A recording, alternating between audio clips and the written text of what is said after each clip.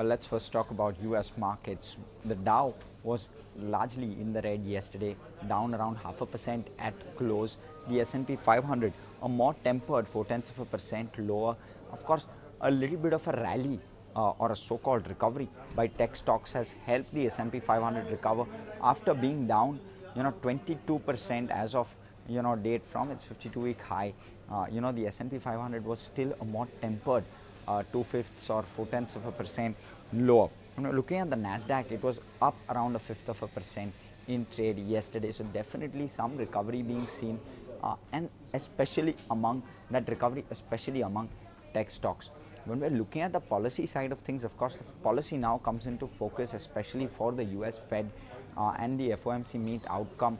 There is a largely consensus view that there is a possible 75 basis point hike already baked in by markets, and that will change the trajectory of things, especially if the Fed now hikes by 50 basis points. There is a likelihood that markets may start looking to recover going forward. When we're looking at how European stocks closed, largely in the red, though Europe, the DAX was down around 1%, the FTSE was down around 0.25%, and the Stock 600 index was down around 1.3% in trade yesterday.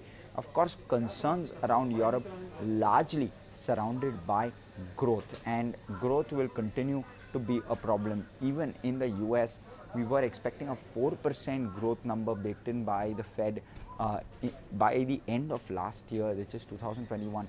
Growth number for 2022 was at around 4%.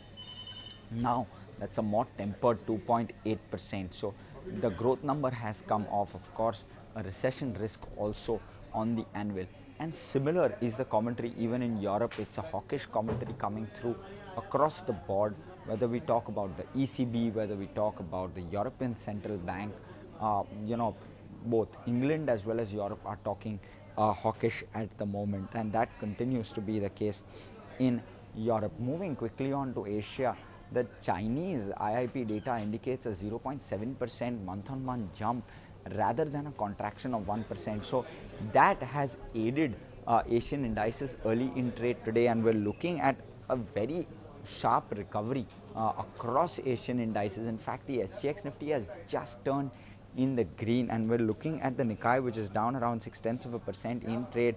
The Shanghai and the Hang Seng are actually higher. The Hang Seng is 1% up in trade today after those Chinese numbers, and that is what is driving markets, especially in China at the moment. It seems the Shanghai is also up around 0.6%. The ASX 200 is down only about 0.5% in trade today, and the Kospi, which was well above or nearly 1.5% lower in early trade, has now seen a recovery down just 1% at the moment. So clear recovery signs is what Asian indices are seeing at the moment. The SGX Nifty too has recovered quite well, and that is largely on the back of some of the Chinese data and some of the way in which how the Nasdaq recovered yesterday. That has also aided.